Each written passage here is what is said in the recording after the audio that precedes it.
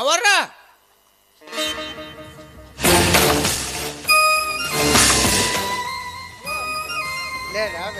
ಯಾವ ಸುದ್ದಿ ಗೊತ್ತಾಗೈತನ? ಯಾವ್ದಪ್ಪ? ಶಿರೋಳಸ್ಮ 3ನೇದ್ ಬಸರೇಗಳತ್ತ.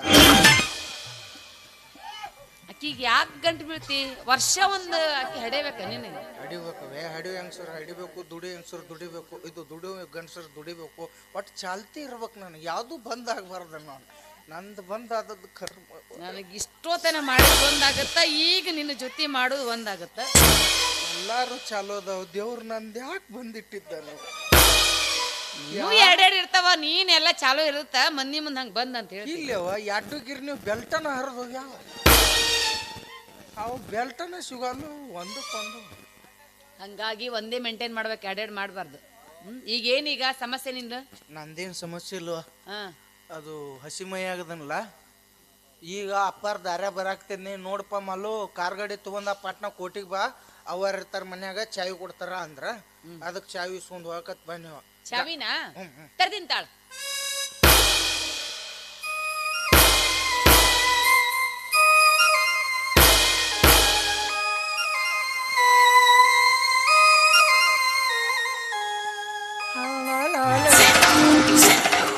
ನಾನಿಷ್ಟು ಹುಚ್ಚಿ ಹಿತ್ಲೆಲ್ಲ ಹಣ್ಣು ಇಟ್ಕೊಂಡು ಊರೆಲ್ಲ ಹುಡುಕ್ತಾ ಇದ್ದೀನಿ. ಈ ಮಲ್ಲು ನೋಡೋದು ತುಂಬಾ ಚೆನ್ನಾಗಿದ್ದಾನೆ. ಆದಷ್ಟು ಬೇಗ ಇವನಿಂದ ನನ್ನ ಆಸೆ ಈಡೇರಿಸ್ಕೋಬೇಕು. ಮಲ್ಲು ಯಪ್ಪ, ನಿನಗಿದ್ದು ಕಾಯಂ ಚಟನ ಐತೆನ? ಯಾವುದು? ಒಬ್ಬಕ್ಕೆ ಮಾತಾಡೋದು. ಅದು ಕಿರಾಣಿ ಅಂಗಡಿ ಹಳದಿ ಕಲರ್ ಗುಳಿ ಸಿಗ್ತತಿ. ₹1 ಕೊಟ್ರೆ ಹಳದಿ ಕಲರ್ ಕೊಡ್ತಾರ. ಅದನ್ನ 4 ಭಾಗ ಮಾಡಿ 8 ಭಾಗ ನುಂಗಬೇಕು. ಸರಳ ನೀ ನುಂಗು, ನಿನಗೆ ನೆನಪಿನ ಶಕ್ತಿ ಬರುತ್ತೆ. ಯಾರ್ಯಾರನ್ನ ಯಾವಾಗ ಬುಕ್ ಮಾಡೀನಿ ಅಂತ ಹೇಳಿ. ಹೌದು. ಈಗ 9ಕ್ಕೆ ಲಸ್ಮೋನ್ ಬುಕ್ ಮಾಡೇ ಇಲ್ಲ ನೋಡ್ನ. ಈಗ ಗೋಪಾಲನ್ ಬಂದು ಕಂತು ತೀರ್ಸಿದ್ ನಾನು. ಎಲ್ಲಿ ಕಾಲ್ ಮರ್ಲಿ ಹೊಡ್ಸ್ಕೊಂಡ್ಬಿಡ್ತೀನಿ ತಿಳಿವಲ್ದಾಗ. ನಿನಗೆ ಚಾವಿ ಬೇಕಾ? ಒಂದು ಕೆಲಸ ಮಾಡು, ಒಳಗಡೆ ಬೆಡ್ರೂಮ್ ಅಲ್ಲಿ ಇದೆ, ನೀನೇ ತೊಗೊಂಬ ಹೋಗು. ನನ್ನ ಮಕ್ಕದಾಗ ಏನಾರ ರೇಣುಕಾ ಸ್ವಾಮಿ ಕಾಣಕತ್ತಾನ. ಯಾಕ? ಮತ್ತು ನಿನ್ನ ಬೆಡ್ರೂಮ್ಗೆ ಅದು ನಿನ್ನ ಗಂಡ ಗೊತ್ತಾದ್ರೆ ಈ ಕಡೆ ಸಡ್ಡಿ ಕರ್ ಚಾಡ್ ಅನ್ಸಿದಂದ್ರಿ ಏನು ಮಾಡಿ ಅಲ್ಲಿವ ಚಾವಿ ತಂದು ಕೊಡು. ನಟರಾಜ್ ಬೇವ್ತಾನು. ಮಲ್ಲು, ನೀನೇನು ಹೊರಗಿನವನ? ನೀನು ನಮ್ಮವನೇ. ಯವ್ವ ಮನ್ಯಾಗ 7-8 ನಾಯಿ ಸಾಕಿರಿ. ಯಾವ ನಾಯಿ ಅದು ಒಂದು ತಿಳಿಯಲ್ಲ. ಹೋಗದೆ ನಿಮ್ಮ ಗಿಮ್ಮ ಬಿಡು. ಆದ್ರೆ ನಿನಗೂ ಒಂದು ಕೊಟ್ಟಿನಿಲ್ಲ? ಕೊಟ್ಟಿವಿ. ಹಾ, ಮತ್ತೆ ಅದಕ್ಕೆ ಏನೇನು ತಿನ್ನಿಸ್ಬೇಕು? ಮಲ್ಲು, ಜೀವ ತಿನ್ಬೇಡ. ನನಗೆ ಸುತ್ತಿ ಬೆಳೆಸಿ ಮಾತಾಡೋಕೆ ಬರೋದಿಲ್ಲ, ನೇರವಾಗಿ ಮಾತಾಡ್ತೀನಿ.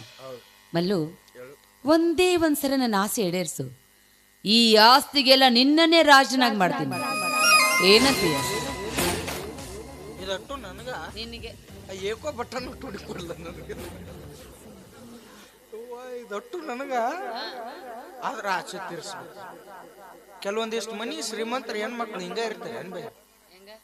ನಮ್ಮಂತ ಬಡ್ರನ್ ಗಂಡ ಇರಕ್ಲೆ ಮತ್ತೆ ನಮ್ಮಂತ ಬಡ್ರನ್ ಕಾರ್ ಓಡಿಸೋನ, ಇಲ್ಲ ತೋಟದಾಗ ಕೆಲಸ ಮಾಡೋನ, ಕ್ಯಾಸು ಬರ್ಸೋನ, ಡೋಲಕ್ ಬರ್ಸೋನ, ಲೋ ಮಾಡೋದು. ಲಾಸ್ಟಿಗೆ ಮನುಷ್ಯಳಲ್ಲಪ್ಪ. ಅಲ್ಲ ಬೇ, ಕೆಲವೊಂದಿಷ್ಟು ಮಂದಿ ಅಂದ ನೀ ಯಾಕೆ ನನಗತಿ ಕುಂಬಳಕಾಯಿ ಕಳ್ಳೆ ಅಂದ್ರೆ ನಾನೇ ಇಂದಳಂತ. ಇಲ್ಲಿ ನಿಂದ್ರಪ್ಪ ರಣಚಂಡಿ. ಲಾಸ್ಟಿಗೆ ಗಂಡುಗಳಿಗೆ ಗೊತ್ತಾತಂದ್ರೆ ನಮ್ಮ ಸಣ್ಣ ಕಡ್ದು ಪಲ್ಯ ಮಾಡಿಬಿಡುದು, ಇಲ್ಲ ದರ್ಗಾ ಜೈಲಿನ ಹಾಕಿ ಬುರ್ಗ ತೆಗಿಯಕ್ಕೆ ಹಚ್ಚಿಬಿಡುದು. ಏನು ನಮ್ಮಂತ ಅಮಾಯಕರು ಸತ್ರ ಚಿಂತಿಲ್ಲಲ್ಲ ನಿಮಗೆ? ನಾವು ಯಾರು? ಈ ದೇಶದ ಸರ್ವಾಸ್ತಿ. ನಾವ ಸತ್ ಮೇಲೆ ನೀವೇನು ಬಳ್ಕೊಳ್ಳಾರ್ದ್ರೆ ಹೇಳಿಲ್ಲ. ಮಲ್ಲು, ನನ್ನ ಆಸೆ ಈಡೇರಿಸಲಿಲ್ಲ ಅಂದ್ರೆ ನಿನ್ನನ್ನು ಜೈಲ್ ಪಾಲ್ ಮಾಡ್ತೀನಿ, ಎಚ್ಚರ. ಜೈಲಿಗೆ ಹಾಕಿದ್ರು ಚಿಂತಿಲ್ಲ, ಆದ್ರೆ ಉಂಡು ಮನೆ ಜಂತಿ ಅನ್ಸು ಮಗ ನಾ ಅಲ್ಲ. ನಂಬಿ ಕೆಲಸ ಕೊಟ್ಟಾರ ಮನ್ಯಾಗ, ಅದ್ರಾಗ ಡ್ರೈವರ್ ಕೆಲಸ ಕೊಟ್ಟಾರ. ಡ್ರೈವರ್ಗಳು ಅಂದ್ರೆ ಮೊದ್ಲ ನಿಯತ್ತಿನ ಮಕ್ಕಳು ನಾವು. ಅಂಥದ್ರೊಳಗೆ ನೀ ಕರೆನ ಸಟಕ್ನ ಬಂದು ಪಟಕ್ನ ಹೆಂಗ ಬೇ ಎಲ್ಲ ಆಗಂಗಿಲ್ಲ ಅದು.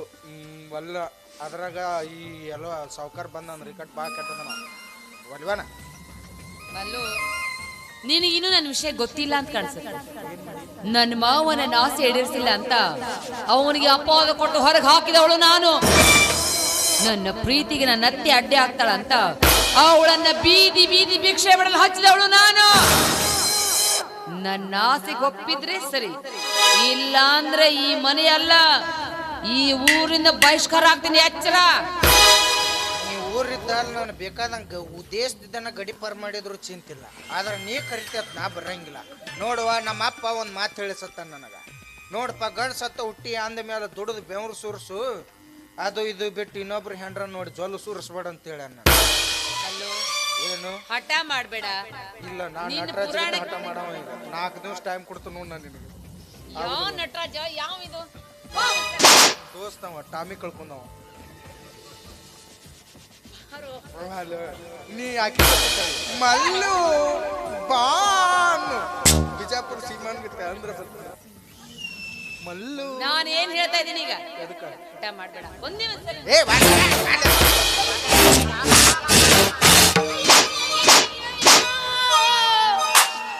ಸರಿ ಸಭೆಗೆ ಬಂದ್ರಿ, ಇಲ್ಲಾಂದ್ರೆ ಈ ಮಲ್ಲು ನನ್ನ ಶೀಲನೆ ಹಾಳು ಮಾಡ್ಬಿಡ್ತಿದ್ದಾರೆ. Wow, fantastic fantastic. ಈ ನಿನ್ನ ಕಾಮ ಚಪಲತೆ ನಟನೆ ಕಂಡು ಆಸ್ಕರ ಪ್ರಶಸ್ತಿ ಕೊಡ್ಬೇಕಾಯ್ತೇನೆ.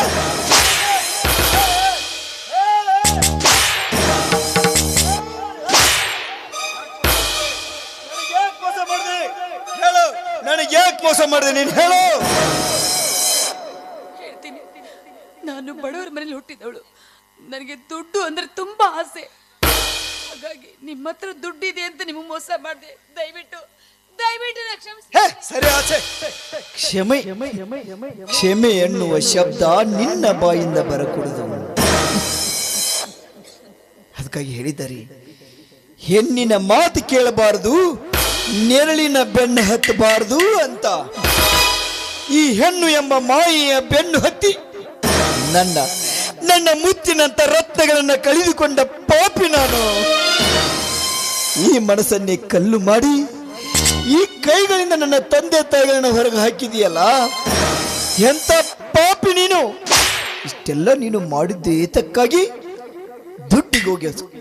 ದುಡ್ಡಿಗೋಸ್ಕರ ಇಷ್ಟು ಮಾಡಿದಿ ಅಂದಾಗ ಅಲ್ಲ, ದುಡ್ಡಿಗಾಗಿ ಸೂಳಿಯು ಕೂಡ ರಸ್ತೆಗಿಳಿದು ಬಂದು ನಿತ್ರೆ ಬೇಕಾದಷ್ಟು ದುಡ್ಡು ಗಳಿಸ್ತಾಳೆ. ಅವಳಿಗೂ ನಿನಗೂ ಏನ್ ವ್ಯತ್ಯಾಸ? ಗರತಿ ಎಂಬ ಪಟ್ಟಕ್ಕೂ ಸೂಳಿ ಎಂಬ ಪಟ್ಟಕ್ಕೂ ಅಜಗಜಾಂತರ ವ್ಯತ್ಯಾಸವಿದೆ. ಏನಂದೆ ನೀನು? ನಾನು ಹೆಸರಿಗಷ್ಟೇ ನಿನ್ನ ಗಂಡನ.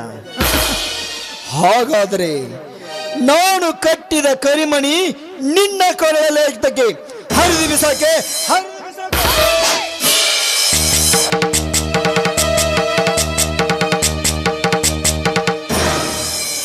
ಕರಿಮಣಿ, ಈ ಕರಿಮಣಿ ಮಾಲೀಕ ನೀನಲ್ಲ.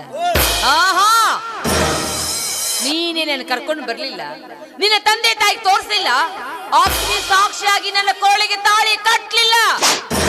ನಿನಗೆ ಬೇಕಾಗಿರೋದು ನನ್ನ ದೇಹ ಸುಖ ಮಾತ್ರ.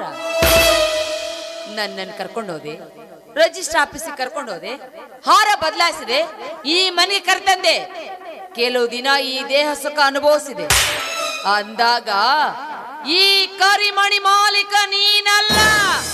ಆಹಾ, ಈ ಕರಿಮಣಿ ಮಾಲೀಕ ನೀನಲ್ಲ. ಕರಿಮಣಿ ಮಾಲೀಕ ನೀನಲ್ಲ, ಕರಿಮಣಿ ಮಾಲೀಕ ನೀನಲ್ಲ, ಕರಿಮಣಿ ಮಾಲೀಕ ನಾನಲ್ಲ. ಹೌದು, ಧರ್ಮೇಚ್ಛ ಅರ್ಥೇಚ್ಛ ಕಾಮೇಚ್ಛ ನಾಥೇಚ್ಛ ರಾಮಿ ಎಂದು ಸಪ್ತಪದಿ ತುಳಿದು ಈ ಸಮಾಜದ ಗುರು ಹಿರಿಯರ ಮುಂದೆ, ತಂದೆ ತಾಯಿಯ ಮುಂದೆ ನಿನ್ನನ್ನು ಈ ಮನೆಗೆ ನಾನು ಕರೆದುಕೊಂಡು ಬರಲಿಲ್ಲ. ಈ ನಿನ್ನ ದೇಹದ ಅಂಗ ಸೌಂದರ್ಯಕ್ಕೆ ಬೆರಗಾಗಿ ನಿನ್ನ ಮಾತು ಕೇಳ್ಕೊಂಡು ರಿಜಿಸ್ಟರ್ ಆಫೀಸ್ಗೆ ಹೋಗಿ ಒಂದು ಹೂವಿನ ಹಾರ ಹಾಕೊಂಡು ಈ ಮನೆಗೆ ಕರೆದುಕೊಂಡು ಬಂದೆ. ಇವಳು ನನ್ನ ಹೆಂಡತಿ ಅಂತ ಯಾರಿಗೆ ಗೊತ್ತಿದೆ? ತಂದೆ ತಾಯಿ ಇಲ್ಲ, ಬಂಧು ಬಳಗವಿಲ್ಲ, ಗುರು ಹಿರಿಯರು ಮೊದಲೇ ಇಲ್ಲ ಅಂದಾಗ, ಮೈಯಂದ್ರನ ಹೆಂಡತಿ ಅಂತ ಯಾರಿಗೂ ಗೊತ್ತಿಲ್ಲ ಅಂದಾಗ ಆ ಕರಿಮಣಿ ಮಾಲೀಕ ನಾನಾಗಲು ಸಾಧ್ಯವೇ? ಸಾಧ್ಯನೇ ಇಲ್ಲ. ಇವಾಗ ಗೊತ್ತಾಗ್ತಾ ಇದೆ. ಪ್ರೀತಿ ಪ್ರೇಮ ಅಂತ ಬಿಟ್ಟು ತಂದೆ ತಾಯಿ ಬಂಧು ಬಳಗ ನಿಶ್ಚಯ ಮಾಡಿದ ಕನ್ಯೆಯನ್ನು ನಾನು ಮದುವೆ ಮಾಡಿಕೊಂಡಿದ್ರೆ ಈ ಮನಿ ಬಂಗಾರವಾಗ್ತಾ ಇತ್ತು ಅಲ್ಲ. ಇಷ್ಟೆಲ್ಲ ನೀನು ಮೋಸ ಮಾಡಿದಿಲ್ಲ. ಹೆಣ್ಣಿನ ಮನಸ್ಸು ಹೂವಿನಂತೆ ಇರಬೇಕು ವಿನಃ ವಿಷ ತುಂಬಿದ ಹಾವಿನಂತಿರಬಾರ್ದು. ನಿನ್ನ ನಾನು ಸುಮ್ಮನೆ ಬಿಡಲ್ಲ, ನಿನ್ನ ನಾನು ಸುಮ್ಮನೆ ಹೇಳ್ರಿ. ನನ್ನ ತಂದೆ ತಾಯಿ ಎಲ್ಲಿದ್ರು ನಾನು ಹುಡುಕ್ತೀನಿ, ಅವರ ಕಾಲಿಗೆ ಬಿದ್ದು ನನ್ನ ಕ್ಷಮೆ ಕೇಳಿಸ್ತೀನಿ, ಆನಂತರ ಅವಳ ಕತೆ ಮುಗಿಸ್ತೀನಿ. ನಾನು ಬರೋವರೆಗೂ ಸ್ವಲ್ಪ ಮನೆ ಕಡೆ ಜೋಪಾನ. ಆಯ್ತು. ಬರೇ ಬಾ.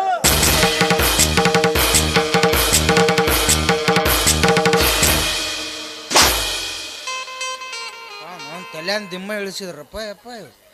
ಆಗ ಇಟ್ಟು ಮೆಟ್ಲೆ ಹೊಡ್ಕೋತಿದ್ರೆ ನಿನ್ನ ಬಾಳೆ ಯಾಕೆ ಹಿಂಗಿರ್ತೈತಿ. ಅದಕ್ಕೆ ತಿಳಿದವರು ಬೀರು ಬಬ್ಲೇಶ್ವರ್ ಅವ್ರ ಒಂದು ಮಾತು ಹೇಳ್ಯಾರ, ತಿರುಗೊಮ್ಮೆ ಎತ್ತ ಬಿಡ್ಬೇಕತ್ತ, ತಿಂಗಳಿಗೊಮ್ಮೆ ಹಿಂತಿ ಬಿಡ್ಬೇಕತ್ತ. ಮತ್ತು ಚಲೋ ಇದ್ದು ಹೆಣ್ಮಕ್ಳನ್ನ ಬಡ್ದಿರಿ ಬಸ್ ಚಾರ್ಜ್ ಫ್ರೀ ಅದ. ನಾ ಮೂರಿಗೆ ಬಂದು ಕಾಲ್ಮರ್ಲಿ ಹುಡುಕ್ತಾರ ಅವ್ರು. ಸುಮ್ ರೀತ್ಯಾಗ ನಡ್ತ್ಯಾಗ ಮಾತು ಕೇಳಿಲ್ಲ ಅಂದ್ರೆ, ಅತ್ತೆ ಮಾವನ್ ಚಂದಾಗ ನೋಡಲಿಲ್ಲ ಅಂದ್ರೆ ಹಾಕಿ ಮೂಲೆ ಹಾಕಿ ಕಟ್ಟದ್ರ ಅವಳು ಅವ್ರ ಮನೆಗೆ ಹೋಗಿರ್ಬೇಕಾಕಿ. ಉದಾಹರಣೆಗೆ